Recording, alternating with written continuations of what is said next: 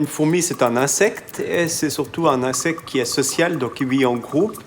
Et les fourmis donc, vivent toujours dans des sociétés où on peut avoir entre 30 et 30 millions d'individus. Et ça, c'est la base de leur succès écologique.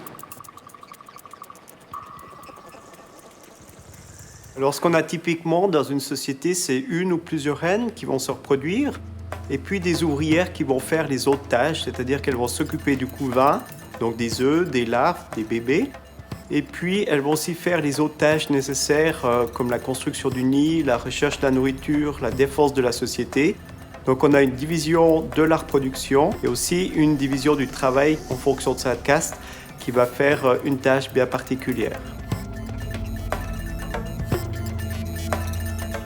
Nos axes de recherche sont assez divers. En fait, ils vont d'études écologiques qui se font, par exemple, sur des fourmis locales, comme les fourmis du Jura, à des études qui sont plus génétiques ou génomiques, par exemple, d'étudier les gènes qui sont impliqués dans le comportement ou bien même des gènes qui peuvent influencer l'organisation sociale des sociétés.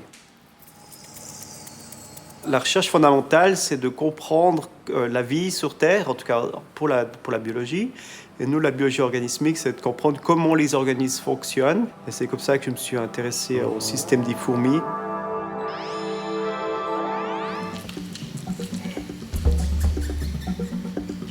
Puis on a aussi trouvé des sociétés qui sont assez étonnantes, comme une fourmilière qui est unicoloniale, c'est-à-dire qu'il n'y a pas d'agressivité sur de très grandes surfaces. Et cette colonie, en fait, s'étale sur toute la côte méditerranéenne, depuis le Portugal, l'Espagne, la France, jusqu'en Italie. Donc on a une société où il y a des milliards d'individus qui sont interconnectés et pas d'agressivité du tout entre ces différentes populations. L'humain a beaucoup de gènes en commun avec une fourmi. Et la plupart des gènes qui sont importants pour le vieillissement chez les humains seront des gènes similaires chez les fourmis. Donc, ce qu'on va trouver chez les fourmis, très probablement aura des implications pour tous les organismes, y compris chez l'humain.